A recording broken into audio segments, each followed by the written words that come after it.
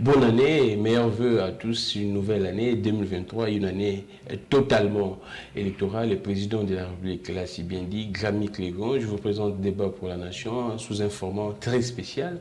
Je reçois un panafricaniste des renom, des grandes notoriétés, tellement très intelligent, Norbert Yamba Choukou, cadre au niveau de l'UDPS. Avec lui, nous allons parler du développement de l'Afrique en général et précisément de la République démocratique du Congo qui est notre pays. Vous êtes sans ignorer, le Burkina Faso demande la fermeture de l'ambassade de la France, la guerre d'influence ici en Afrique. Il y a les blocs sino-russes et le bloc occidental. Le bloc sino-russe est accompagné également avec l'Iran compte tenu de son armement nucléaire. Nous allons parler de ça. Si l'Afrique doit passer d'un partenaire à un autre, bien l'Afrique doit évoluer en cavalier solitaire pratiquement. Nous allons parler de tout ça, les développements du Congo. Vous savez très bien, il est également expert au niveau de la territoriale. Les projets de développement, soit les programmes de développement 145 territoires, les présidents insistent là-dessus et comme bouclier pour le développement même de ces pays. Mais jusqu'à présent, apparemment, ceux qui sont censés accompagner le président de la République ne sont pas conscients de ça. Vous avez suivi les présidents au niveau des Kassai, les présidents déploraient ce qui se passe. Si le président n'est pas là, les travaux ne voulaient pas. On parlerait déjà des détournements des deniers publics, beaucoup de choses. On va épiloguer sur ça pendant, je pense, 1h30 avec le professeur Norbert Yamba, expert dans des questions liées au développement. Norbert Yamba, cadre de l'UDPS, panafricaniste. Alors, toutes ces étiquettes, ça vous arrange ou bien c'est un peu de trop? Quel message que vous tenez légué aux enfants, aux subalternes, aux successeurs, quand ils écoutent que non, vous êtes panafricaniste, expert, professeur, tous ces qualificatifs, c'est pour faire peur aux gens ou bien c'est un message à donner aux gens qui pourraient venir après votre génération? Bonne année déjà. Merci Gamik, bonne année. Je voudrais profiter de cette première émission. Exactement, c'est la première émission. Pour présenter mes vœux le meilleur, particulièrement au président de la République. Ah, exactement. Nous présentons également nos vœux le meilleur. Chef de l'État, Antoine Félix Tshisekedi, qui n'a ménagé aucun effort pour que pendant l'année 2022 s'investisse comme pratiquement un robot de manière à travailler dur, pour que le Congo retrouve sa paix, le Congo retrouve son pain, le Congo retrouve sa belle robe. Monsieur le Président, l'histoire et les générations futures resteront reconnaissantes. Il faut continuer à persévérer sur ce chemin. Je voudrais présenter également tous vos téléspectateurs, ma famille, etc. Et que je pense que l'année 2023 nous apportera ce que nous n'avons pas pu obtenir en 2022. Que mon secrétaire général de l'UDPS, Augustin Kabouya, à travers ses propos, mes voeux le meilleur, le bonheur, de longévité, et que maintenant, comme un seul homme, nous pouvons relever le défi pour promotionner notre parti qui visiblement a suscité beaucoup d'espérance. Alors, à la question... quand vous portez tous ces titres, c'est quel message que vous voudriez léguer aux enfants, aux générations futures? Je n'aime pas les titres. Et souvent, quand je suis avec vous, je n'ai jamais accepté des présentations au titre. Je n'aime pas les qualificatifs. Les étiquettes sont restées étiquettes dans notre pays. Beaucoup ont porté des étiquettes respectables, qui fuient une sorte de présomption de connaissance, de savoir immense. Malheureusement, on n'a pas suffisamment de résultats. Et j'ai refusé les titres, j'ai refusé les qualificatifs. Mais néanmoins, parce que nous sommes au Congo, dans un pays en situation... Mais ça pourrait booster des enfants, disons que je veux devenir comme Norbert Yamba. J'aime bien être... vous étudiez également... Être d'abord cadre de l'UDPS, parce que j'ai commencé depuis mon enfance. Mais plus, je suis panafricaniste. Et panafricaniste parce que je crois à l'Afrique unique. À l'Afrique unique, c'est-à-dire C'est-à-dire que l'Afrique, dans son essence naturelle, originelle, a été une et indivisible. Et actuellement, c'est divisé, l'Afrique est divisée. Et les Occidentaux se sont organisés à Berlin sur base d'une carte mal dessinée. Pour saucissonner l'Afrique. Personnes qui n'ont jamais été en Afrique pour saucissonner l'Afrique. On est parti d'un pays. Et quelle était la motivation, l'intérêt pour les Occidentaux de le La faire? motivation pour les Occidentaux, c'est que ils sont là. L'Afrique, c'est un terrain de prédilection où même des graines pourries peuvent bien germer. Il faut donc diviser l'Afrique pour que chacun ait une portion, une partie qui devient véritablement son magasin, sa boutique. Raison pour laquelle, vous avez vu, ils étaient là, ils se sont organisés, tel va occuper le Congo-Brazza, tel va occuper le Congo, tel va occuper l'Angola, etc. Et donc les Occidentaux se sont répartis et ils ont des boutiques. Aujourd'hui, avec la transition énergétique, ils continuent naturellement à chercher comment davantage diviser l'Afrique. C'est comme ça que des pays comme le Congo-Kinshasa, le Nigeria, le Mali, le Sénégal, beaucoup d'autres pays, Centrafrique, il faut que ce pays soit divisé davantage. Le Congo est dans le collimateur. Oh, le Congo est également dans le collimateur. Oui, mais les guerres que vous voyez... Après les Mali, les Burkina Faso, il en Soudan... Il en faut 4 et 5 États. Vous voyez comment certains de rois-télés vont naître dans chaque espace. Et regardez, même quand les gens du Congo central, certains sont à l'extérieur, manipulés bien entendu, à souvent. Au Kivu, on a même fait des drapeaux, en Katanga, on ne parlait pas, etc. Donc, la tendance, c'est de manipuler, de robotiser tous ces gens-là pour que finalement, ces espaces deviennent autonomes. De manière que le Congo est trop stratégique, il y a du gaz, il y a de l'eau, il y a du cobalt, il y a du lithium, il y a du coltan, etc. À ce moment-là, chaque puissance d'argent occupera un espace et il va opérer à sa manière. C'est cela. Donc, ils ne veulent pas entendre parler des panafricanistes, etc. Parce que la tendance pour les panafricanistes, c'est dire qu'en fait, il faut qu'on soit un seul pays, il faut qu'on soit un État fédéral, compagnie. Ça, c'est le combat qui a été mené par des gens comme Kwame Nkrumah, Patrice Lumumba, tous ces gens-là, Amilcar Cabral, Nyerere, Tanzanien, etc. Les Zambiens, Kenneth Kaunda, tous ces gens-là se sont bâtis naturellement pour que l'Afrique soit restructurée, l'Afrique soit ressoudée, l'Afrique construise sa synergie. Mais écoutez, ça n'a jamais été entendu. Vous avez suivi il n'y a pas longtemps, donc en 2011, si je m'abuse, ou 2012, on a tué le colonel Kadhafi, qui aurait souhaité qu'il y ait un État fédéral d'Afrique, qui ait un fonds monétaire africain, qui ait une banque d'investissement en Afrique, qui ait des satellites, télédétection pour l'Afrique, etc., financés. Vous imaginez que, bon, le Fonds monétaire international, dans son intervention en Afrique, représente un capital de 25 milliards. Mais le colonel Kadhafi lui-même a proposé 30 milliards. Et lorsque vous prenez le Nigeria, vous prenez la Banque africaine, compagnie, etc. Donc, on arrivait dans la proportion de 42 milliards. Donc, ce qui pousse l'Afrique à construire son autonomie, à construire son leadership, ce qui ne peut pas être accepté. Donc, panafricaniste, je dis que chaque État jouant individuellement et jouant en solo, faisant cavalier seul, ne peut pas s'en sortir. Et donc, il faut construire des interactions dynamiques entre les différents États africains, construire un système de mutualisation des efforts, à une répartition des rôles, dans une approche davantage comparative, que l'on puisse véritablement avoir une nation puissante.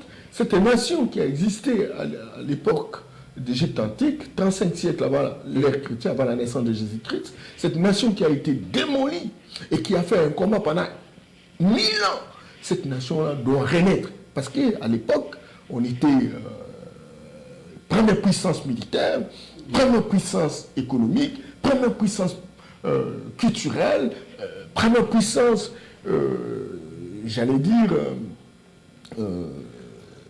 politique, compagnie, etc. Donc, on a besoin n'est-ce pas, de revenir ce qu'on a été. Ouais. Voilà. La question que j'aimerais vous poser, c'est vent qui souffle au niveau de l'Afrique de l'Ouest. Selon une bonne opinion, elle pense que la jeunesse, la nouvelle génération africaine s'est réveillée. Vous pensez d'autant que la nouvelle génération africaine s'est réveillée et cette génération ne veut plus des dictats, ne veut plus de l'imposition, ne veut plus des commandes de la part de l'Occident, ou bien vous pensez autrement? Qu'est-ce qui se passe au niveau de l'Afrique de l'Ouest? Il y a un éveil presque généralisé de panafricains à travers l'Afrique.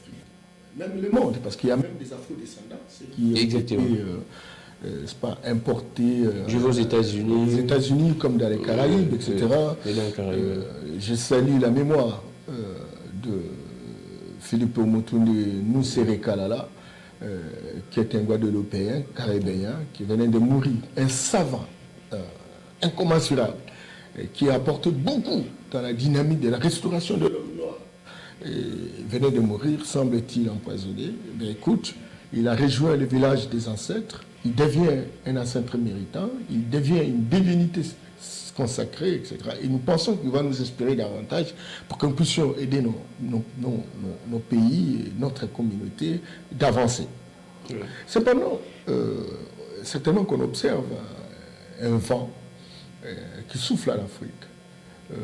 On a tellement caché des choses que, bon, les Africains... On avait caché des choses. Oui. Quelles sont ces choses? Oui, mais écoutez, vous savez pourquoi nous sommes devenus les dindons de la farce? Nous sommes devenus dindons de la farce à cause de trois éléments importants. Il y a d'abord la religion. L'éducation. Et les systèmes politiques. La religion, simplement parce que nous, avant la traite négrière, avant l'esclavage, nous avons vécu puissamment dans notre société. L'Afrique avait inventé la biochimie, la physique, l'astrophysique, l'astronomie, la philosophie, l'écriture et compagnie, etc. L'Égypte antique, l'Égypte antique, bien entendu. Et nous, on avait nos dieux. Nous, on priait Dieu. C'est comme ça que vous voyez chez nous, Nzankomba. Vous voyez chez nous, Nzambi Mukulu. Vidi Mukulu, pardon. Nzambi Mpungu, Nzambi Tolendo. Ce sont des noms de Dieu dans chaque communauté, etc. Voilà. Il y a un lien entre la spiritualité et les développements, ou bien les développements restent scientifiques et intellectuels? La spiritualité, elle est même scientifique. La spiritualité scientifique. Elle est scientifique. La religion, c'est une question de croyance. Et la croyance bloque le raisonnement. Il y a une nuance à faire entre la religion et la spiritualité. Oui, la religion, c'est une affaire humaine. Ah, d'accord. C'est-à-dire... Dis-moi, nous nous mettons ensemble pour dire qu'il y a un être suprême, nous devons croire à lui. D'accord. Mais nous n'avons aucune preuve. N'est-ce pas? Nous croyons. La foi. Voilà, c'est la foi. Et nous mettons notre organisation. C'est comme ça que vous allez voir, la religion catholique a une date de création. Exactement. Les protestantes, les musulmans, les bouddhistes et compagnie, etc. Donc, il y a une histoire dans la création. Ce n'est pas Dieu qui est venu de manière surnaturelle pour créer, non. Et la spiritualité? La spiritualité, c'est naturel. C'est l'esprit de Dieu incarné dans le corps humain. Dieu, qui est le créateur, a donné son esprit, une partie de son esprit à chaque créature. Nous sommes créés à l'image de Dieu. Alors, quel est l'idée? C'est naturel. Et ça va de génération en génération. C'est comme ça que lorsque vous êtes pas au village, dans une nature naturelle, on va vous dire que quand vous prenez ces feuilles d'arbres, vous pouvez construire une toiture. Exactement. Comment ils l'ont aussi? Quelle était la recherche qui a été menée? Ce n'est pas par expérience, les faits... c'est ça la science, c'est ça la spiritualité. Cette lucidité de comprendre que le noix de palme peut nous donner l'huile, et que l'huile peut servir de préparation, n'est-ce pas, des aliments, etc. Cette lucidité-là, cet esprit-là, vous êtes illuminé par l'esprit de Dieu, et c'est ça la spiritualité. Ah, c'est ça la spiritualité. Et la spiritualité vient du mot esprit. Et cet esprit se consolide autour des valeurs.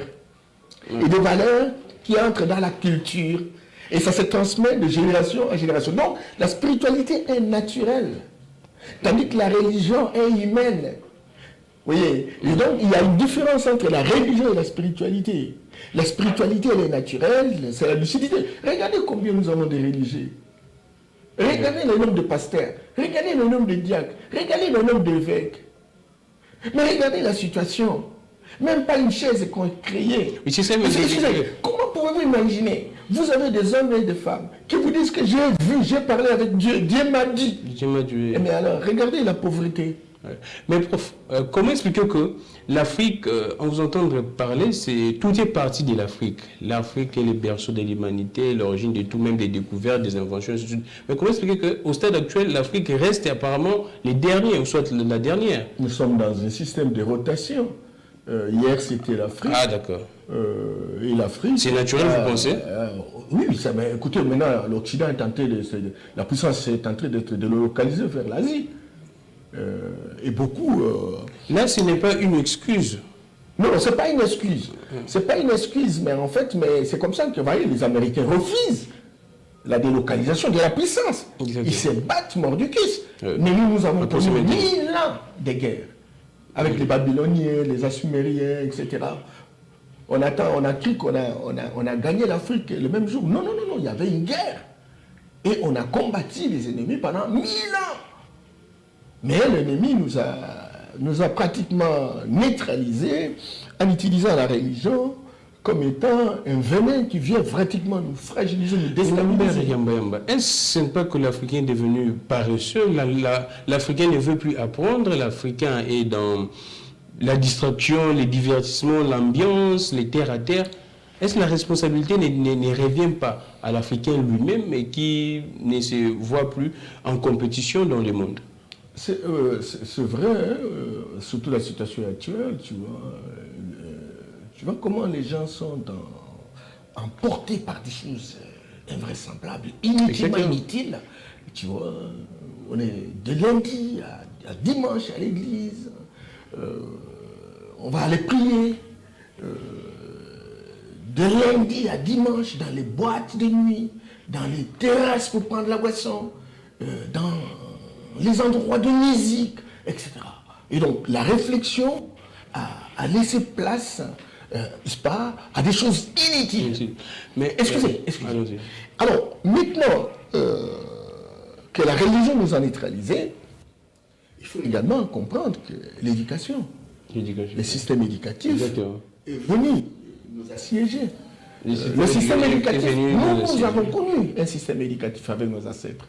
Un jeune homme qui naît 7 ans après, il est initié en forêt, donc il donne des enseignements. Vous répétez un peu, nos ancêtres avaient leur système éducatif. Ils avaient leur système éducatif. Qui était comment? Écoutez, l'éducation, ça veut dire quoi? L'éducation, ce sont des enseignements que l'on donne à un enfant pour qu'il s'adapte dans sa société et qu'il travaille comme acteur principal du développement de cette entité. Donc, la société est considérée comme un don de Dieu, où l'homme doit humaniser, l'homme doit modeler. Et l'homme, pour la modeler, a besoin d'une éducation, a besoin des enseignements. Exactement. Et chaque société a des traditions, chaque société a des valeurs, des rites, chaque société... Voilà. Et donc, ces traditions doivent continuer de génération en génération. Mais nous avons connu à un moment donné où les gens sont venus d'ailleurs, au lieu que nous, on puisse transformer notre société en fonction des traditions qui ont été les nôtres, parce que nous avons construit des pirogues, pour pêcher le poisson. C'est le génie propre, c'est notre génie. On a produit vraiment le feu même à l'époque. On a produit le feu. Nous avions de forgeron, la métallurgie. Ça, mais on n'a pas continué. L'homme qui est venu, il a dit, tout ce que vous avez, ça c'est du diable. Et on nous a dessiné des personnes. Il y a une personne blanche, avec des barbes blanches, qui s'appelle Dieu, et une personne noire avec des cornes qui s'appelle diable. Et il est noir. Et donc, ils nous disent par rapport à leur religion que tous ceux qui y ont des coutumes, des valeurs traditionnelles, ils vont mourir, ils vont terminer dans l'enfer. Ils vont terminer dans l'enfer. Et que le paradis, vous allez regarder même les images, etc., ce sont les blancs, les petits blancs, etc., tout ça. Et nous avons considéré que tout ce que nous avons eu comme patrimoine de nos ancêtres, qui s'est transmis de génération en génération, était essentiellement diabolique, satanique, et que cela ne pouvait pas nous servir à quoi que ce soit. Or, quand vous êtes chez nous, vous avez par exemple, chez les gens de la province orientale, chez les Topoké, ils ont un liquide, et quand on t'inocule dans les yeux, tu es capable de voir des demi-kilomètres. Sérieux, ça? Ils ont aussi des feuilles, quand on t'inocule, tu es capable de voir même ton frère en distance. C'est vrai. Tu vois? Et ils ont une sorte de cloche, même s'il y a la guerre. Quand on sonne, tout le monde, on donne un message, même un village à 100 km. En fait, excusez, tout ça, c'est quoi? Tout ça, ça suppose qu'avec l'aide d'un tel outil de communication, on peut fabriquer un téléphone. Exactement. Les Blancs ont fabriqué un téléphone. Exactement.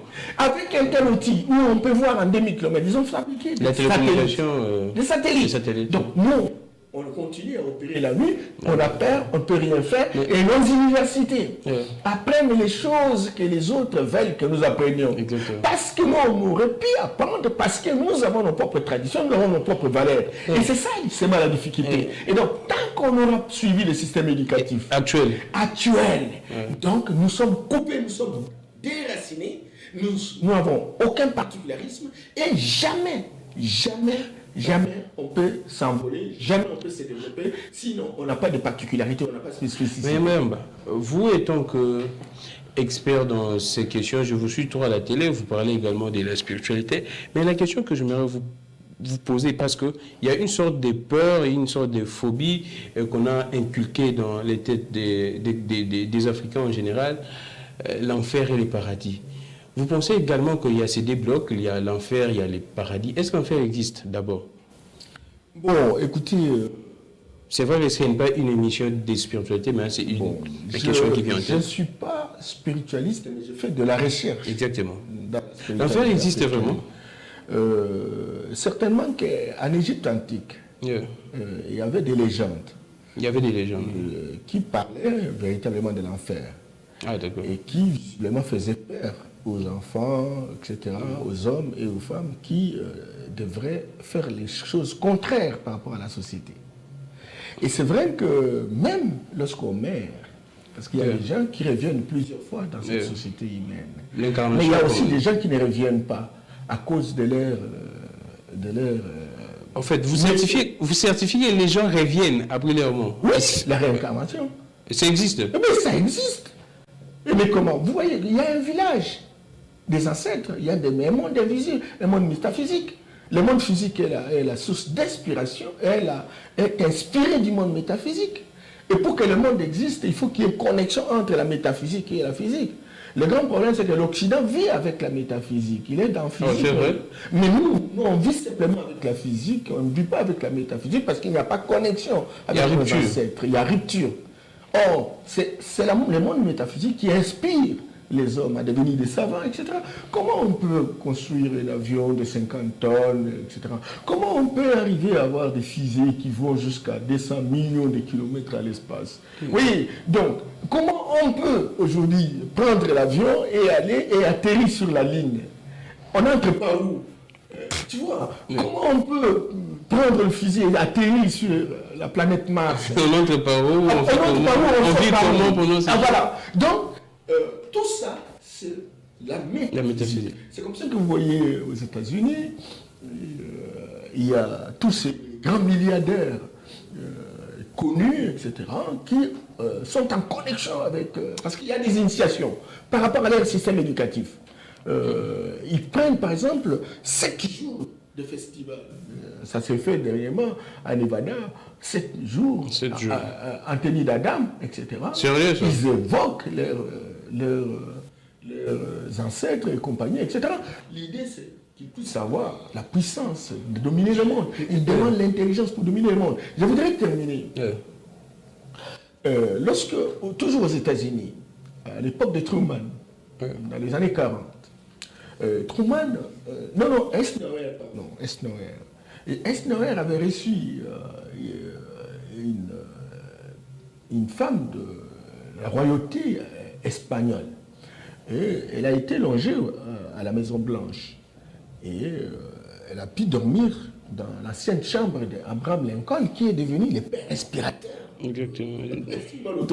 Il est dans le village des ancêtres américains. Mais il a une puissance telle qu'il inspire les Américains aujourd'hui. C'est le meilleur président qui a existé aux États-Unis. Mais qu'est-ce que cette dame a vu la nuit? C'est Lincoln qui arrive et Abraham Lincoln parle avec cette dame. La femme a trembloté. Le matin, lors du déjeuner, le président était avec sa femme. Et puis bon, Lincoln, la femme commence à raconter ce qu'elle a vu la nuit. Elle a trembloté, elle n'a pas dormi. Au lieu que le président et sa femme puissent s'étonner, il dit non, madame, il ne faut pas considérer ça comme quelque chose d'étrange. Cet homme-là vient de temps en temps, il est souvent agité parce que l'Amérique a des difficultés, compagnie, etc. Et donc tu as la chance de le rencontrer. Donc ce n'est pas un problème pour toi. Vous voyez, donc c'est que très clairement, ils savent que les morts ne sont pas morts. Comment ils nous disent dans la Bible que les morts sont morts? Au moment où, vous voyez, ceux qui ont amené la Bible ici, ils prient Marie. Marie n'est pas vivante. Pourquoi on prie Marie? Pourquoi on parle d'Abraham? Pourquoi on parle Dieu d'Abraham? Pourquoi Dieu de Moïse? Pourquoi tout ça? Mais ils ne sont plus vivants. Ce sont des ancêtres. Je me suis souvenu. C'est très important. Et c'est pédagogique. Donc nous aussi, nous avons nos hommes et nos femmes qui, visiblement, vivront dans l'éternité, ont posé des actes bien. Parce que ceux qui posent des actes incontrôlés, ceux qui jalousent les gens, ceux qui parlent mal des gens, ceux qui tuent des gens, ceux qui volent, etc. Tout ça a une répercussion. C'est ça ce qu'on appelle l'enfer. Ça veut dire en fait... Ah, d'accord. Oui. Il y a un ghetto réservé pour ces gens. Lorsqu'ils meurent. Des méchants. Oui. Et quand vous avez été bon, vous avez servi les gens, vous avez travaillé pour l'intérêt général, etc. Donc vous êtes reçu dans le village des ancêtres comme un ancêtre déguisé, un ancêtre méritant qui a une relation directe avec... Il y a beaucoup de questions en tout cas qui me passent ici dans ma tête, mais je ne sais pas avec les temps si je pourrais en tout cas poser toutes ces questions. Quand vous parlez de la métaphysique, est-ce qu'il y a, si je pourrais dire, une sorte de frontière entre la magie et la métaphysique? Parce que quand vous dites ces choses, il y a des gens qui nous suivent qui sont tellement trop chrétiens, ils pensent que vous parlez de la magie, la sorcellerie. Est-ce qu'il y a une délimitation entre la magie et la métaphysique? Ça, ce sont des choses magiques, ça, ce sont des concepts. C'est ce qu'on appelle la diplomatie des vocabulaires. Ah, d'accord. Ça s'appelle une innovation sémantique. La métaphysique, la magie, l'exotérisme, etc. Tout ça, c'est des choses qui se réalisent physiquement, mais qui se font de manière invisible, dont la puissance est invisible. Ça s'appelle comme ça. Mais il y a des choses bien. Parce qu'aujourd'hui, tu peux sauter dans l'eau, tu entres, mais il y a quelqu'un qui vient, il t'appelle Gramic, et tu sors de l'eau. Vous n'allez pas me dire que c'est un sorcier. Mais tout comme il y a quelqu'un qui puisse te commander d'entrer dans l'eau et de mourir. Donc, ce qu'on appelle la sorcellerie, ça s'appelle les sciences occultes. Mais rien n'existe si ce n'est que la volonté de Dieu. Et c'est Dieu qui a créé tout. Rien n'existe sans la volonté de Dieu. Sans la volonté de Dieu. Alors maintenant c'est l'utilisation. On utilise pour faire le bien, on utilise pour faire le mal. Alors quand vous utilisez pour faire le mal, on dit c'est le diable. Quand vous utilisez pour faire le bien, on dit c'est Dieu. En fait, on peut utiliser la métaphysique pour faire les biens et les mal, ou bien la métaphysique, c'est seulement les côtés négatifs. Non, la métaphysique, c'est un réservoir. Sans métaphysique, donc il n'y aurait pas de monde physique. Le grand problème, c'est que nous avons rompu avec la métaphysique. Mais l'Occident n'a pas rompu. L'Asiatique n'a pas rompu. Écoutez, la Chine a été vaincue. La Chine était une grande puissance. 4000 ans de puissance. Même pendant l'ère chrétienne. Mais c'est au 19e siècle. La Chine a été véritablement gagnée. Vous savez pourquoi? Parce qu'en réalité, l'Occident a délocalisé sa religion. On a retrouvé les catholiques, les protestants, les musulmans, etc. Et en Asie, en Chine, on a trouvé ce qu'on appelait les chrétiens de riz. Les chrétiens de riz à l'époque, parce qu'il y avait des disettes de la famille, de compagnie en Chine. Et donc, les prêtres imposaient le baptême aux Chinois. C'est comme ça qu'en Chine, il y a eu des grands espaces destinés aux religions catholiques ou protestantes, etc. Mais en 1940, en 1929, Mao Zedong, il était encore très jeune, ils ont mené une révolution paysanne où ils disent la restitution, n'est-ce pas, de la République de leur pays aux citoyens. La République, la restitution, le rétablissement de leur tradition. Et à travers le paysanat.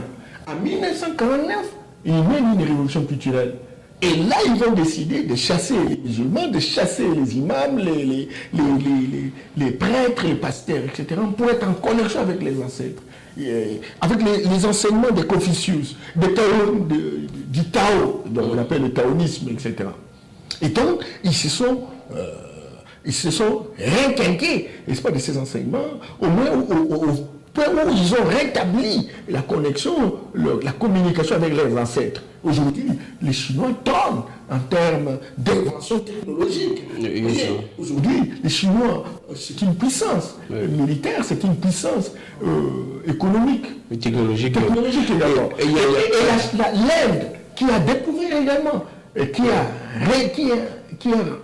avec les départs, par exemple, des Anglais, etc., il y a une sorte de reconnexion avec les anciens. Aujourd'hui, c'est la 5e puissance. Et à la fin de l'année 2023, l'Inde risque de prendre la place d'Allemagne. On revient arracher à la fin de 2030, n'est-ce pas, même la place au Japon. Nous allons chuter par notre pays, la République démocratique du Congo, mais revenons en Afrique avec l'organisation de l'Union africaine.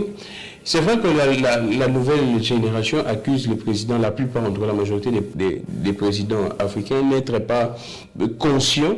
Ils sont sous les jougs, en tout cas, des Blancs, de l'Occident, de la communauté internationale.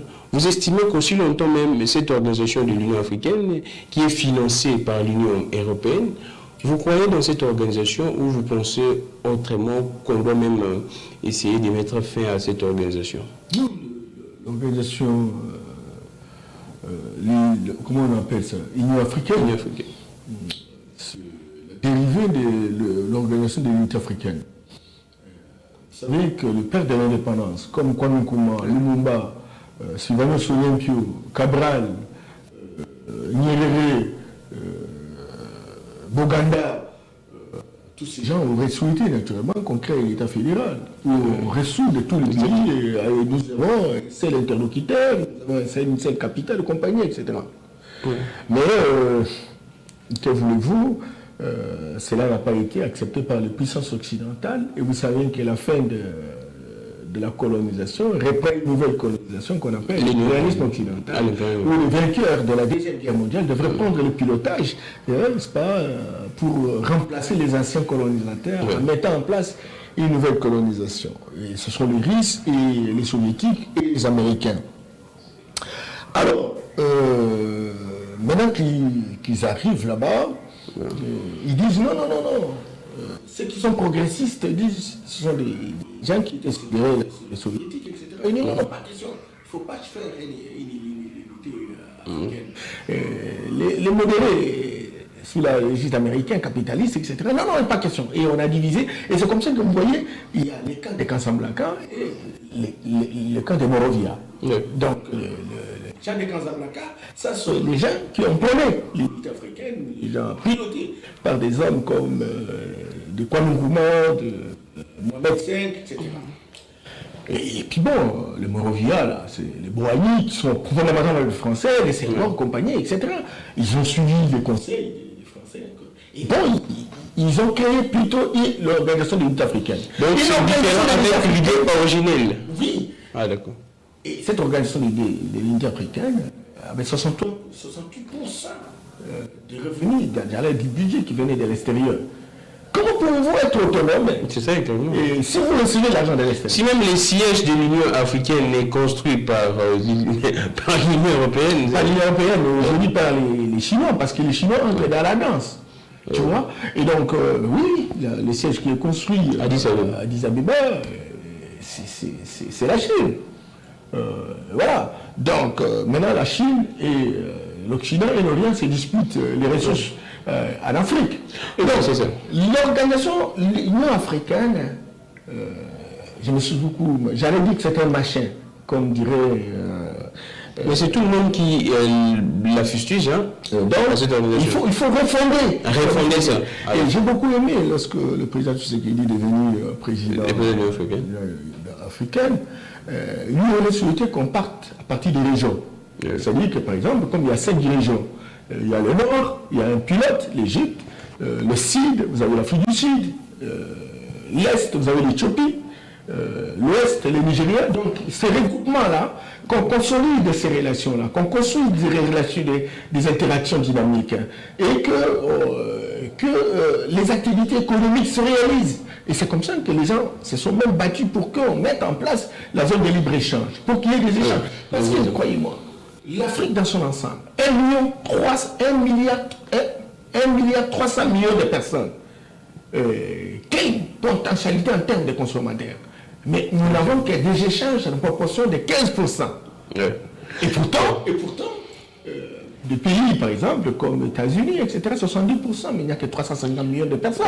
Donc, nous avons intérêt, aujourd'hui, effectivement, qu'on pose le premier pas, et le premier pas a toujours été le plus long, qu'on commence par les régions. Encore que non, aujourd'hui, c'est très clair que bon, l'Afrique est retardée par l'Afrique centrale. Parce qu'au centre, c'est le Congo-Kinshasa qui est la locomotive, à la différence, par exemple, du Nigeria, l'Égypte, etc. Toutes les difficultés. Et c'est comme ça que tous les Occidentaux, y compris les Orientaux, se mobilisent pour bloquer le Congo.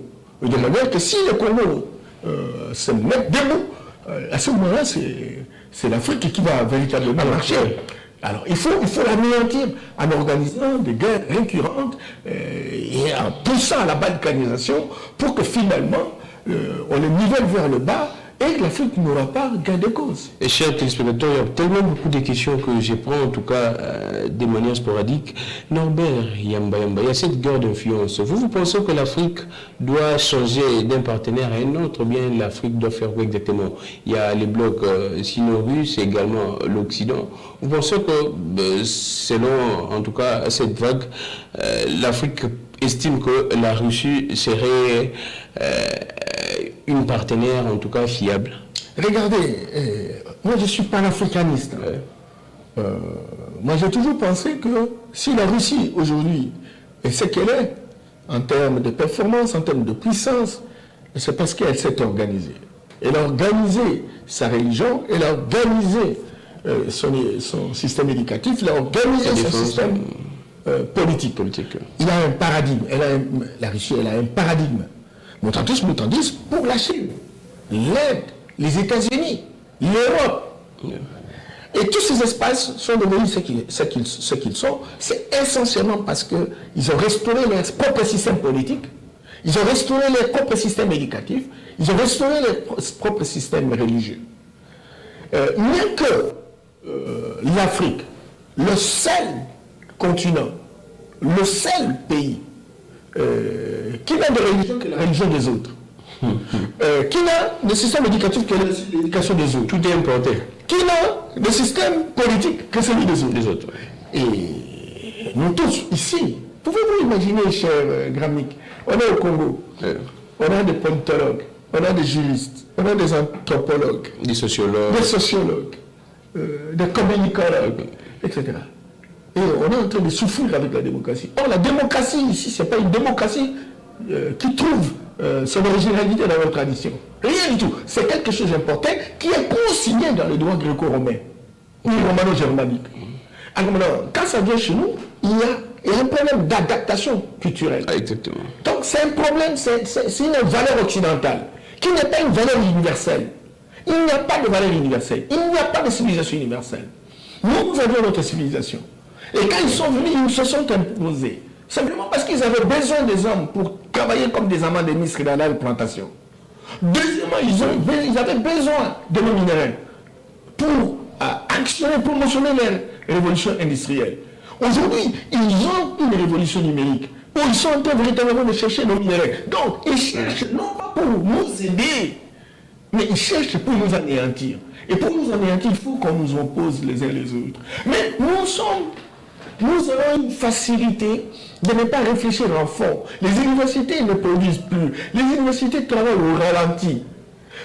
Il y en a ceux qui disent oh, non, nous ne sommes plus avec nous n'aurons plus les Français, les Américains, les Occidentaux. Nous devons avenir avec les Russes. Mais ils ont oublié que les vainqueurs de la Deuxième Guerre mondiale, c'est les Russes et les Américains.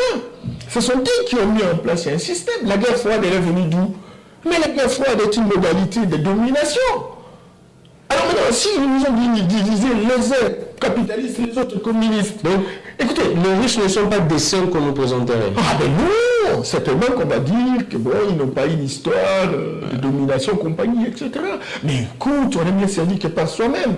Pourquoi ne pas profiter de cette occasion où il y a une guerre entre les différentes puissances pour que nous puissions construire notre autonomie?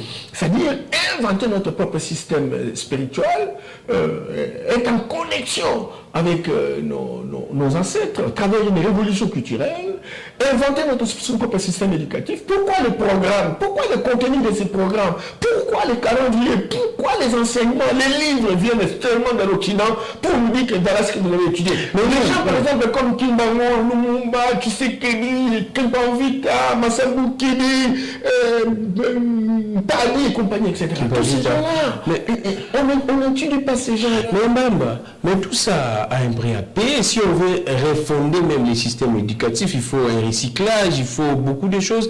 Ça créerait une crise pratiquement, ou soit une rupture. On doit mettre fin à un certain moment pour que les professeurs puissent se recycler. Ça prendra du temps, ça demande des moyens, ça demande beaucoup de... Mais la Chine a fait 20 millions de personnes pour arriver à finaliser sa révolution par Mao. Est-ce que nous sommes prêts pour ça, pour les faire? Mais non, mais il faut... Nous, on parle de ces choses pourquoi? On parle de ces choses pourquoi? Parce qu'en réalité, l'Occident a organisé un paradigme fondamentalement égocentrique, à rentabilité externe.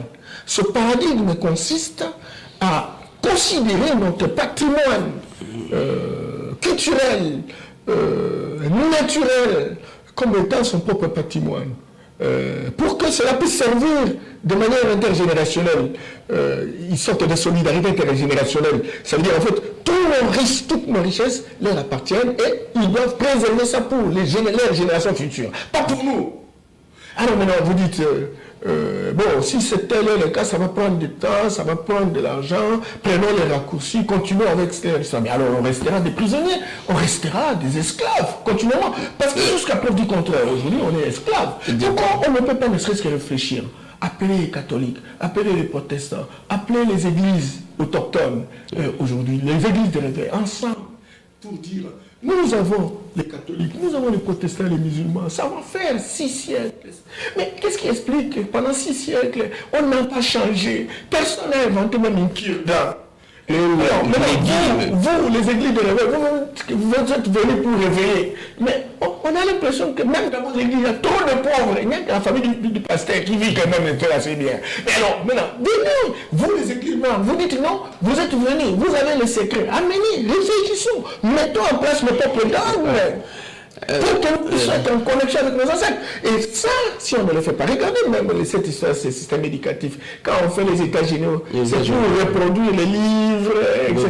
Il y avait la Banque mondiale à un moment donné à donner de l'argent pour qu'on produise des livres. On amène même des langues dans des coins où on ne parle pas ces langues-là. Tout simplement pour nous éloigner de notre situation. Le système politique de la démocratie est fondamentalement occidental. Nos ancêtres.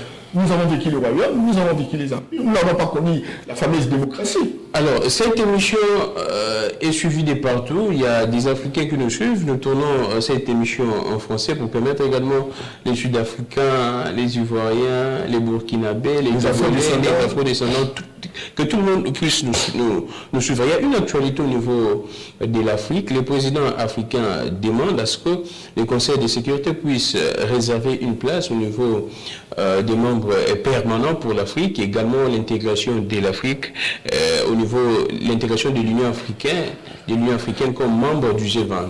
Vous partagez cet avis que nous devrions avoir un siège membre permanent au niveau du Conseil de sécurité, également intégrer les G20? Parmi les États continents, nous avons les États-Unis, qui est membre du Conseil de sécurité. Oui, permanent. Vous avez la Russie. La Chine. La Chine. La France. Et vous ajoutez la France. Et vous ajoutez l'Angleterre. Oui. Mais les Congo, l'Afrique a 1 milliard 300 millions de personnes, n'est même pas représentée dans le Conseil de sécurité. C'est quelle formule? Une assemblée générale, je ne comprends pas. 5 puissances, parce qu'elles sont de puissance, et donc elles sont sur la vie de tout le monde entier. C'est inconcevable. Et plein d'eux, d'ailleurs notre président l'avait fait, pour qu'on fasse partie du Conseil de sécurité, c'est une bonne chose. Moi j'ai dit, mais alors pour avoir quel résultat? C'est ça, la finalité. C'est la même chose. Parce que regardez, tant que nous on va utiliser le paradigme occidental, hérocentrique, si on n'invente pas notre propre paradigme, parce qu'en réalité, la Chine va au Conseil de sécurité avec son paradigme. Exactement, pour imposer son paradigme. La Russie va avec son paradigme. Et l'Afrique. La France, avec son paradigme, parce que ce sont les Blancs, la France, l'Angleterre, les États-Unis, sont les enfants les 12 tribus de Juda. Donc, et l'Afrique va avec quel paradigme? Le paradigme occidental. Donc, l'Afrique va comme garçon de course. N'est-ce pas? Des Occidentaux. Il faut inventer notre propre paradigme. Notre paradigme doit être en rentabilité interne. Ça veut dire quoi? C'est ça même qui pourrait obliger à ces gens de nous intégrer. Non seulement nous intégrer, mais nous respecter. Exactement. Parce que pour l'instant, personne ne nous respecte. Vous voyez, on est en train de dire, mais comment ils sont comme ça, on fait des déclarations, etc. Je vois les gens déjà en train de passer, faire des déclarations, compagnie, mais qui réfléchit pour trouver des solutions? Si aujourd'hui, la France est en train de mener pratiquement 15 pays, qui sont dans les CFA, compagnie, etc. Eh bien, écoutez, on peut dire la France est ci, la France est ci. Eh bien, écoute, et alors, si la France ne vous donne plus les crédits, les subventions, vous faites quoi? Il faut chercher comment produire des richesses. Or, nous avons des potentialités. Pour produire des richesses, nous avons besoin d'un génie. Et c'est ça la spiritualité. Le génie propre, le génie que Dieu nous a donné. Qui Dieu nous a facilité. Il nous a donné le cobalt, il nous a donné la terre, il nous a donné le coltan, il nous a donné le cuivre, l'or, compagnie. Il faut transformer ces minéraux-là. Alors, excusez. Et la transformation permet la production de richesses. Et la production de richesses permet les allocations rationnelles. Et les allocations rationnelles permettent que les retombées retentissent sur les citoyens. Parce qu'on aura des routes, on aura des écoles, on aura des hôpitaux, on aura de l'emploi, etc. Or, nous ne sommes pas en mesure. On produit 65% de la production du cobalt. C'est au Katanga. Le Katanga, c'est-à-dire en fait, vous voyez, au Katanga et Lualaba. Mais pour avoir 4, il faut aller à Lualaba. Il faut aller au Katanga. On en fait quoi? Et ça, quelle contribution? Regardez le Haut-Katanga, c'est 500 millions de dollars. C'est pas de budget. Et pourtant, il y a. Il y a 48 minéraux. Mais avec 12 qui n'existent nulle part au monde. Donc, excusez, nous avons intérêt, sincèrement, Grammy, que tant qu'on n'aura pas compris, et si nos intellectuels viennent pour faire la science de bavardage à la télé, vous les journalistes, vous ne prenez pas de responsabilité pour que nous puissions chercher des solutions plausibles. Ça veut dire solution plausible, ça veut dire quoi? J'étais à Mama Yemou, à l'hôpital général. J'ai regardé cet hôpital, j'ai eu pitié. Non seulement vous avez le soir, il n'y a pas d'électricité, mais il y a de la saleté partout. Des rats, heureusement que le président coup de chapeau, on est en train de construire de nouveaux bâtiments, etc. Donc, nous avons des problèmes sérieux, et si on en a eu à Kinshasa, c'est pareil, et à l'intérieur. Donc on a besoin de richesses. Et les richesses, il faut un génie propre. Les génies propres nous inventer des technologies, nous inventer des industries. Pas importer les Russes, pas importer les Chinois, pas importer les Américains. Les G20 alors, les G20, vous pensez qu'on doit cette puissance économique où il y a des décideurs avec tout ce que nous régorgeons comme des... Les G20, et vous croyez quoi? Vous croyez que c'est la première fois que les G20 régorgent les Africains? Les Africains sont là comme des applaudisseurs, non? C'est une présence de formalité d'usage. On a besoin aujourd'hui, sincèrement, que l'Afrique montre. Comme par exemple le colonel avait dit, bon, ayons notre propre banque des investissements qui représenterait la Banque mondiale. Écoute, s'il y a telle banque, bon, on a besoin de... Regardez comment on fait marcher avec 50 millions de dollars, on fait marcher avec 100 millions de dollars, etc. Mais si nous avions notre propre banque, la Banque africaine de développement a des actionnaires occidentaux et orientaux. Cette banque qui aurait pu être fondamentalement africaine, qui aurait pu nous donner des moyens. Regardez cette administration-là, regardez les moyens qui sont donnés, etc. À quelle proportion, au prorata de quelle population, etc. Donc, si nous, Africains, nous n'arrivons pas à générer, nos universités ne viennent pas des laboratoires de production, des idées de production, de technologies, de production de connaissances dans les différents secteurs de la vie, pour nous permettre d'avoir une torche qui éclaire les secteurs. Sur le plan politique, voilà la démocratie qui est la nôtre. Sur le plan économique, voilà le système que nous mettons en place. Sur le plan sanitaire, voilà le système que nous mettons en place. Sur le plan de l'alimentation, voilà le système. Si nous n'avons pas ce génie-là, qui nous permettent d'avoir la torche et d'éclairer les différents secteurs de la vie nationale, nous approprier pour que nous puissions faciliter notre autonomie et notre leadership. Alors, c'est zéro. On entre dans la RDC, on commence par la première question, on finira par les développements. On prend la transition écologique, la RDC, pays solution, mais il y a un problème au niveau mondial. Les pays pollueurs ne veulent pas payer, financer cette transition écologique. Il y a eu la COP 27. Alors, vous, comment est-ce que vous réagissez quand les pays pollueurs ne veulent pas financer la transition écologique? Mais le paradigme est occidental. C'est-à-dire qu'il y a des relations centre et périphérie. Les centres sont des pays industrialisés, les puissances d'argent, ceux qui ont mis en place le système patrimonial à mendicité internationale. Et donc, ces gens-là ne veulent... Les Chinois disent, quand on monte sur les tigres, on ne veut pas non seulement de le partager, mais de descendre. Ils ont la puissance, ils ne veulent pas partager la puissance. C'est ça. Et donc, ils ont mis en place des industries. C'est depuis le 19e siècle que ces industries existent et qu'on a essayé d'envahir, n'est-ce pas, l'atmosphère. Alors maintenant, nous avons la forêt. Et la forêt a la capacité de séquestration de carbone. Alors maintenant, ils sont puissants. Leur dire d'arrêter avec leurs industries, c'est arrêter leur puissance. Ils n'accepteront pas. C'est comme ça qu'à un moment donné, vous avez suivi. Trump dit, écoutez, non, c'est la politique chinoise pour que nous puissions réduire notre puissance, etc. Les Chinois disent, oui, nous pratiquons des technologies d'adaptation, compagnie, etc. En tout temps, l'industrialisation continue et la pollution continue. Donc, c'est très clair que nous sommes le réservoir pour des séquestrations pour eux, parce qu'ils considèrent notre patrimoine comme étant leur propriété privée. Et c'est cela. Et donc, tant que nous... regardez, nous avons par exemple le centre nucléaire. Bon voilà. À l'unité. Voilà. Dis-moi, il y a même des professeurs qui travaillent là-dedans. Où sont les chercheurs pour nous permettre, ne serait-ce que transformer le nucléaire en électricité? Je peux donner un match en tout cas. On m'a raconté, il ne faut même pas tenir le sable. Quand vous tenez le sable, il y a radiation. La radiation.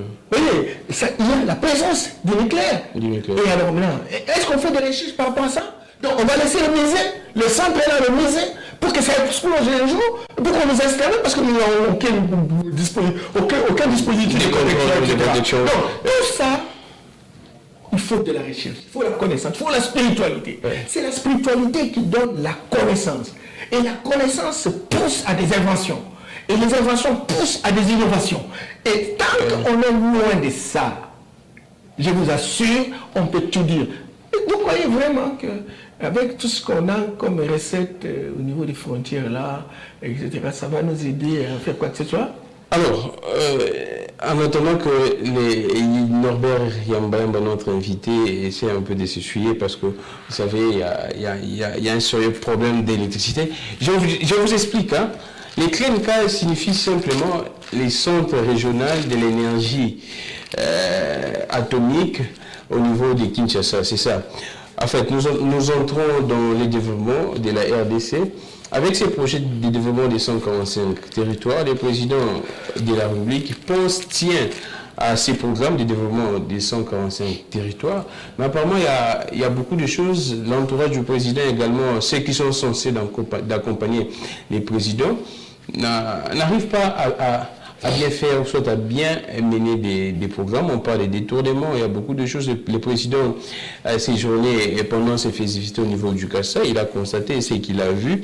Mais Norbert Yamba, vous êtes expert au niveau de la territoriale, vous maîtrisez mieux la territoriale.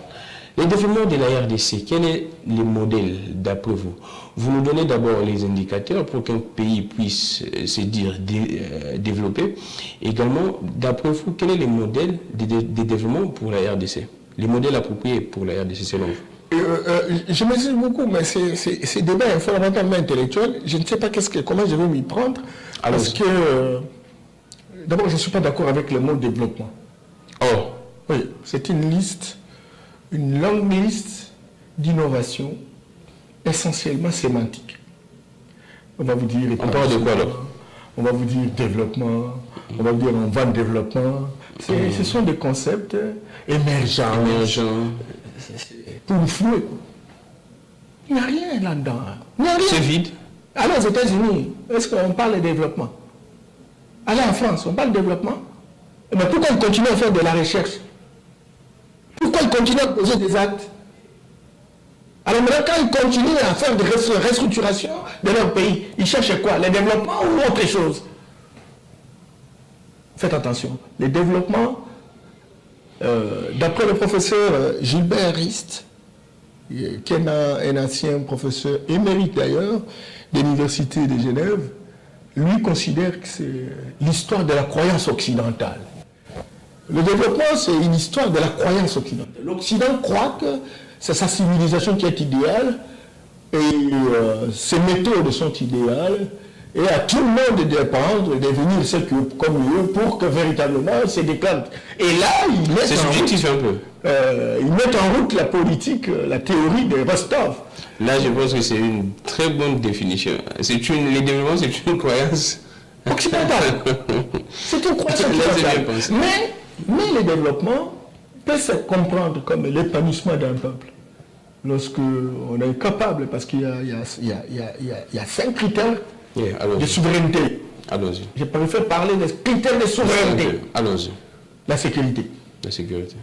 Quand un pays est capable de se sécuriser, il y a guerre, mais avec ses militaires, avec ses services de renseignement, avec sa police, ses forces armées, etc., avec sa population, arrive à se sécuriser. Pas un pays qui, à moindre attaque, donc, on pleurniche, on demande l'aide de ceci, de cela. La sécurité. La sécurité. Elle permet de souveraineté. Deuxièmement, la santé. La santé. Quand un pays arrive naturellement à avoir des centres de santé, des postes de santé, des zones de référence, des hôpitaux, compagnie, etc., et qu'il y a une politique d'administration des soins de santé, où chacun a accès aux soins de santé, etc. Par exemple, une maladie qui tombe, où on n'a pas de chercheurs qui font véritablement des recherches pharmaceutiques, etc. Mais on a besoin de l'OMS, encore que l'OMS est une institution, un outil qui a été mis en place par le paradigme occidental pour dominer. Oh. Ah ben oui, il n'y a rien. Oui, également. Oui. Je me rappelle des dénonciations de notre docteur Covid ici, et les noms m'échappent. Et donc, la santé, c'est très important. Mouniangui Jérôme, voilà. Ces dénonciations. La santé, il faut qu'on soit en mesure de connaître notre superbe végétation. Nos ancêtres savaient, il y a des héritages traditionnels par rapport à ça. Nous connaissons nos faits, etc. Mais il faut que la recherche se fasse au niveau des laboratoires, qu'on fabrique les produits, etc. Ça, on en a besoin. Alors, la santé. Troisièmement, l'éducation, les systèmes éducatifs. Oui. Pas l'éducation importée. Vous allez parler de Napoléon Bonaparte, de Bismarck, etc. Mais vous ne parlez pas de Mobutu, vous ne parlez pas de Kasavubu, vous ne parlez pas de Lumumba, vous ne parlez pas... Il n'y a même pas de livres. Il n'y a même pas une forte production dans les universités. Ouais. En dehors de quelques articles.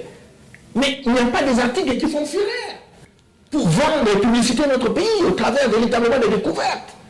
Et cette éducation-là, c'est une éducation de nivellement vers le bas. Il faut arrêter avec l'éducation, c'est pas importé. Il faut construire une éducation décloisonnée avec les entreprises, où l'on produit des personnes qui sont capables véritablement de trouver du travail et de produire pour augmenter la richesse, la croissance dans la société. Et cette croissance va permettre à l'État de bénéficier des revenus qui permettent les affectations rationnelles dans les différents secteurs et permettre également à la jeunesse de trouver leur travail.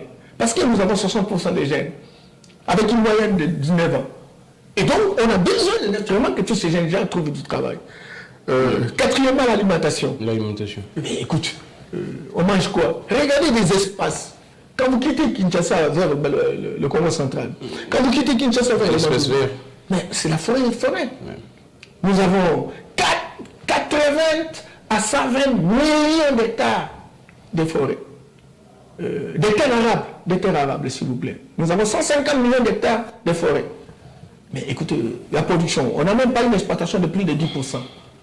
À l'époque coloniale, avec les Belges, 44% des recettes en devises provenaient du secteur de l'agriculture. Aujourd'hui, c'est grave. Donc, nous devons être en mesure d'avoir des villages satellitaires, des villages phares, une politique qui permette véritablement qu'on ait des centres de vulgarisation agricole, des agronomes représentés jusqu'au niveau des entités territoriales décentralisées, avec des moyens de mobilité, avec des champs témoins. Aujourd'hui, on a laissé la responsabilité à la FAO. On a laissé la responsabilité, je ne sais pas, à des étrangers. Est-ce que la FAO vraiment vient pour nous aider à sortir de la famine? Si c'est là de trouver du travail pour les gens. Et on est dans cet amusement. Là, vous aviez cité des indicateurs. Et il faut terminer avec l'électricité et l'eau. L'énergie. Alors, quel est votre modèle de développement pour la RDC? Si je compare avec les projets, les programmes de développement des 145 territoires, vous partagez, vous pensez que ça pourrait être un modèle de développement, ou bien vous aviez un autre modèle pour que la RDC puisse être souveraine ou soit développée? Modèle entre guillemets, mais moi je salue le président de la République. Depuis qu'il a sorti cette idée de 145 territoires, j'ai lu le projet, j'ai dit waouh, pour une fois. Pour une fois, le Congo est en train d'entrer sur une ligne qui lui permette d'affirmer véritablement son leadership en Afrique centrale en tant que locomotive. Pourquoi? Parce que, cher ami, regardez, nous avons 145 territoires. Sur les 145 territoires, nous avons 1450 entités territoriales décentralisées. Alors, je vous ai cité les 5 attributs de souveraineté. Dans ce projet-là, il y a la question de la sécurité au niveau territorial. Il y a la question de la santé, parce qu'il y a des centres de santé qui sont prévus, la réflexion des zones de santé. Il y a la question, n'est-ce pas, de l'éducation, les écoles à construire. Il y a la question de l'alimentation, ou la vulgarisation agricole, les techniques culturelles modernes, etc.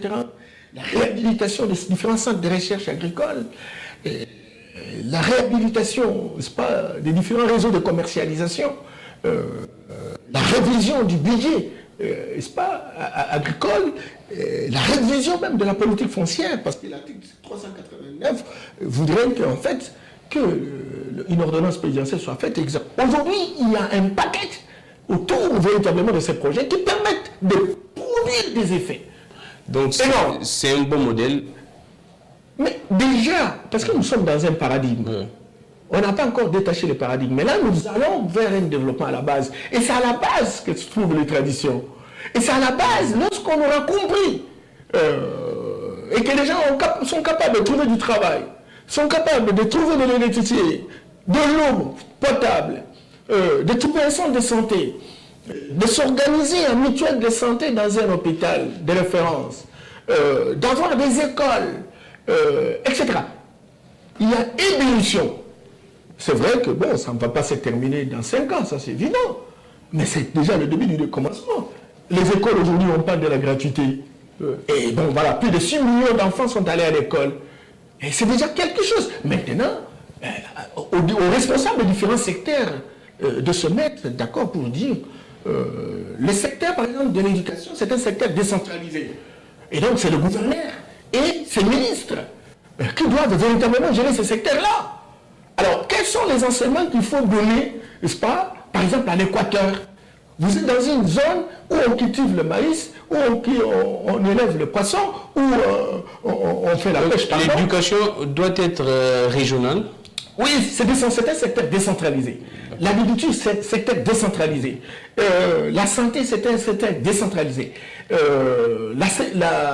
Le développement rural, c'est un secteur décentralisé. Ce sont des secteurs. Mais il y a aussi des secteurs décentralisés, mais en termes de partage de responsabilités entre le gouvernement central et le gouvernement provincial. Et donc, si le gouverneur de province pouvait comprendre qu'ils sont des responsables des républicains, avec ce système de projet de 145 territoires, le projet de 145 territoires n'arrête pas la responsabilité au gouverneur de continuer à travailler. Le grand problème, c'est que le gouverneur, les gouvernements croisent les bras, ils entendent le projet de 145 territoires. Or, le budget du gouvernement central est différent du budget du gouvernement provincial. Et donc, si le gouvernement central a prévu, au regard des prérogatives qui lui sont reconnues, notamment 36 compétences exclusives, 11 compétences concurrentes avec les provinces, et les provinces ont 29 compétences exclusives. Et donc, il faut que chaque gouverneur soit en mesure d'actionner ses compétences. Et il a des taxes d'intérêt commun, il a des frais de rétrocession, naturellement les 40% qu'on leur donne, etc.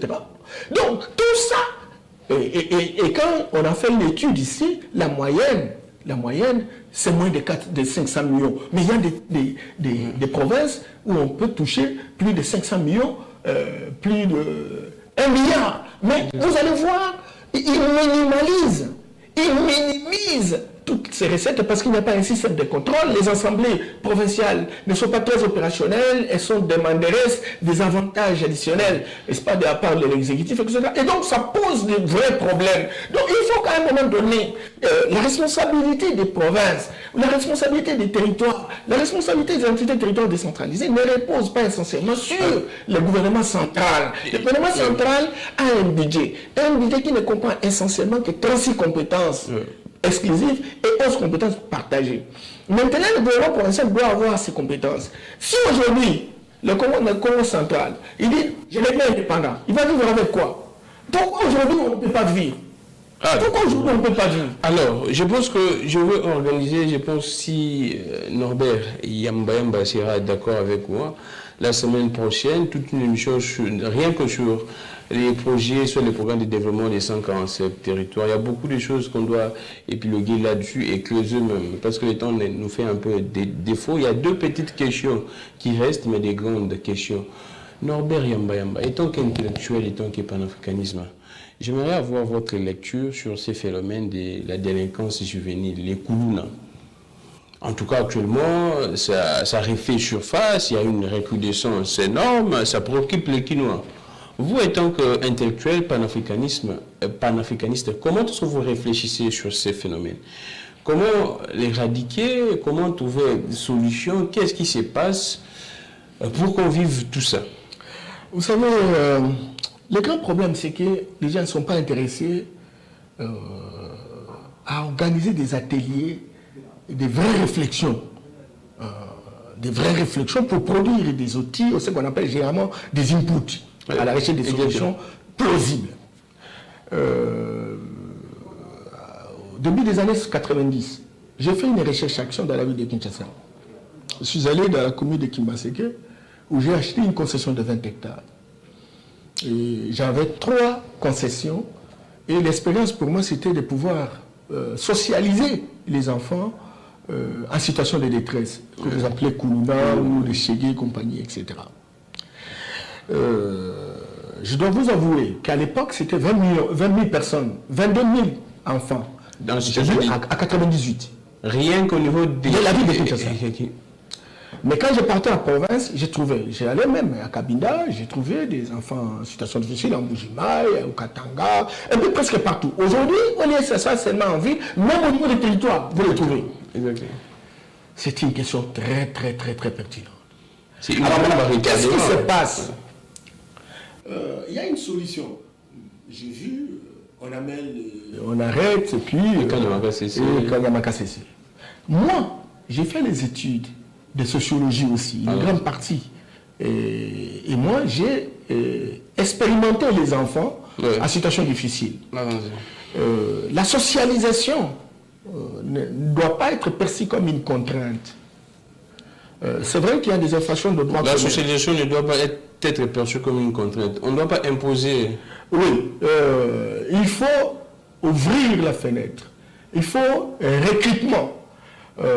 Certainement, ceux qui posent des actes incontrôlés sont passibles d'être poursuivis en justice.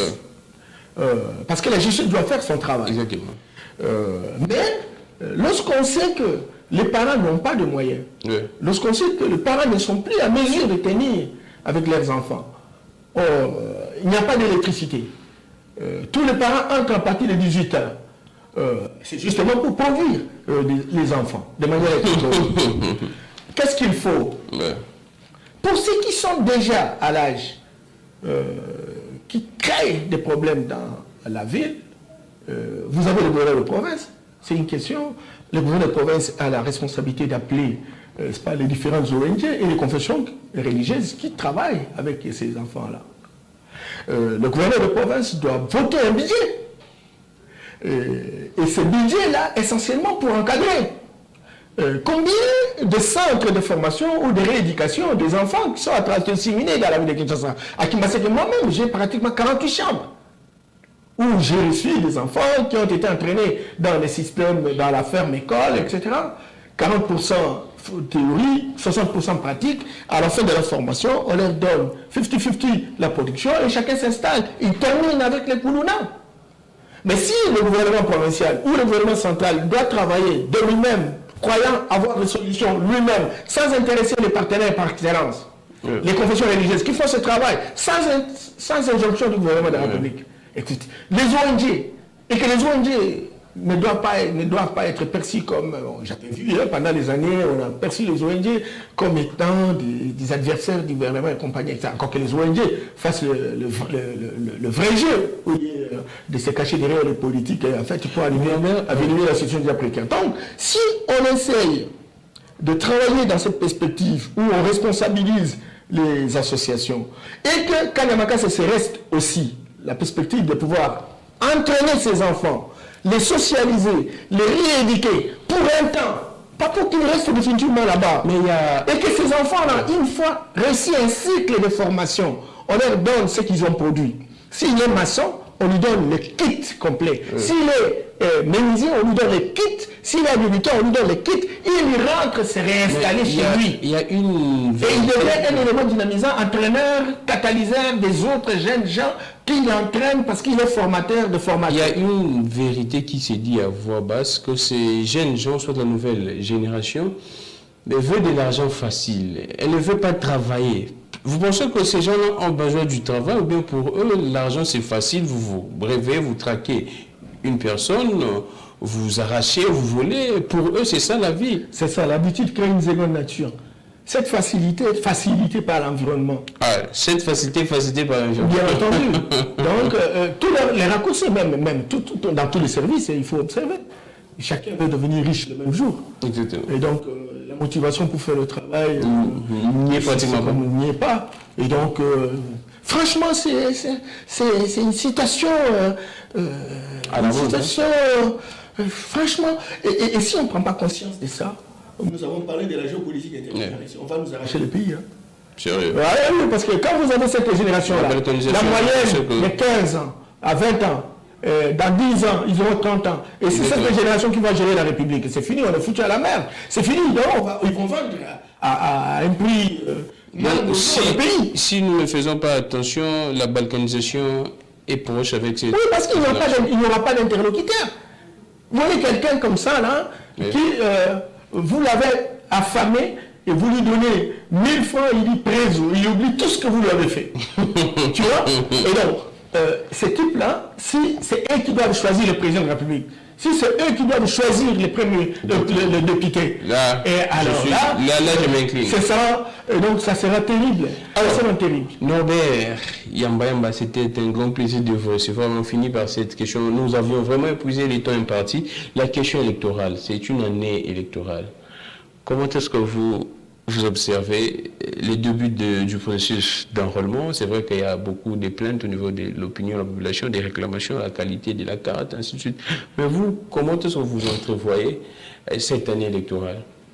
Je voudrais saluer la CNI à travers son président Denis Kadima, qui visiblement est en train de faire un travail de titan, hein, dans une approche très contraignante, rigoriste, de respect du calendrier électoral.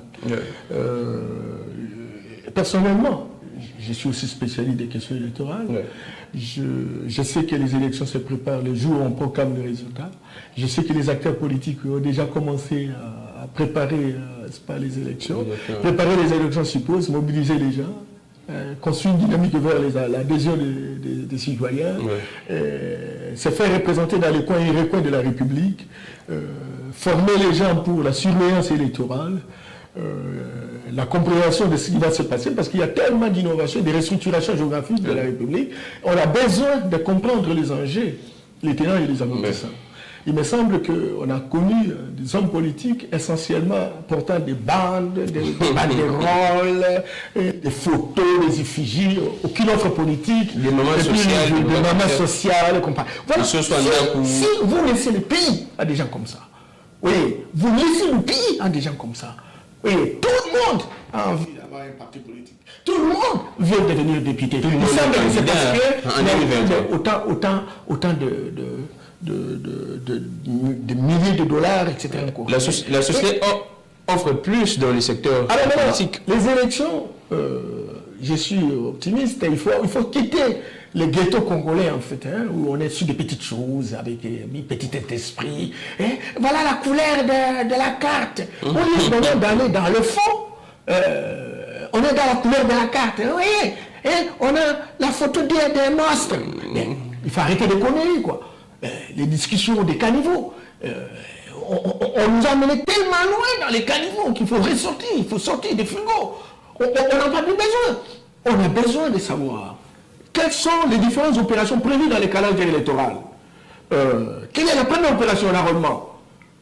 Est-ce que moi, j'ai opinion sur eux? J'ai des gens qui croient en moi, mais alors je leur dis, venez, enrôlez-vous. Parce que demain, ce sera l'élection de députés. Cette fois-ci, même au niveau des entités territoriales décentralisées. Alors, il faut mobiliser les gens. Il ne faut pas prendre tout le temps à critiquer seulement la photo. Certainement qu'il faut critiquer. Il faut dire que voilà, la photo, etc. On peut améliorer parce que ce sont des machines. C'est pas c'est technique, la technologie. On va améliorer parce que ça se fait, ça se fabrique sous commande. Alors maintenant, première opération, deuxième opération. Et ils savent que maintenant, même au niveau de la chefferie, on va élire. Est-ce qu'ils savent qu'au niveau du secteur, on va élire? Est-ce qu'ils savent qu'au niveau de la commune, on va élire? Est-ce qu'ils savent qu'au niveau de la ville, on va élire? Au niveau de la province? Pas seulement les sénateurs. Cette fois-ci, c'est toutes ces élections. Nationales, provinciales et locales. On doit être rassuré qu'on est représenté au niveau national, on est représenté au niveau provincial, on est représenté au niveau local. Moi, j'ai été candidat en 2018. Dans certains endroits, je n'ai pas vu certains partis politiques qui clament avoir gagné quoi que ce soit. Ils n'étaient pas représentés, il n'y avait pas de surveillants. Mais c'est maintenant ou à jamais de travailler, d'avoir véritablement des personnes représentant à tous les niveaux. C'est maintenant de travailler pour dire au président, etc., de la CNI, pour dire, voilà, nous voulons voir clair.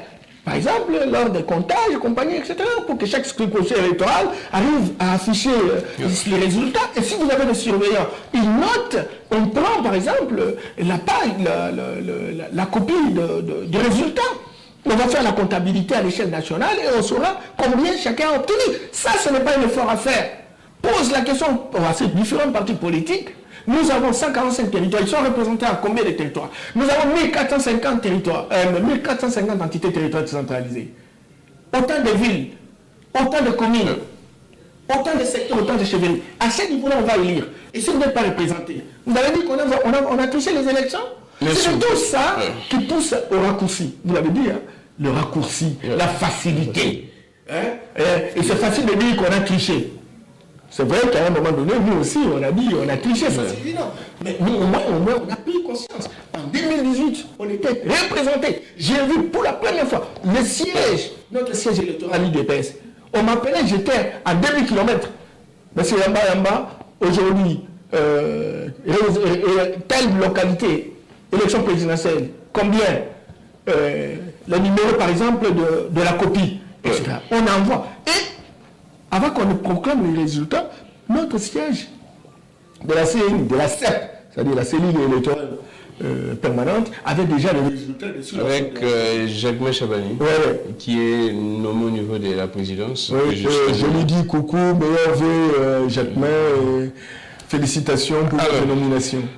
C'en est fini pour aujourd'hui. Comme je vous disais, 30 millions de dollars destinés aux travaux d'asphaltage de la route Kanangambu-Jimaï, introuvable jusqu'à présent. J'ai recevé pour vous Norbert Yamba. Je pense qu'on doit les recevoir chaque semaine pour parler du développement. C'est tellement très capital. Mais aussi longtemps, il y a un problème très sérieux, le développement, même la souveraineté de notre pays. On tue partout, à l'est, à Kouamout, ici à Kinshasa, on a essayé de réfléchir sur... Il faut que au niveau, il y a des communes, il y a des Bongoumé, oui, c'est ça également. Agir comme des présidents de républicains. Parce que, par exemple, ça a autant le principe. C'est 1000 km². C'est moins que la commune de Kimbaseke. C'est moins que la commune de Maluku. C'est moins que toutes les communes ici.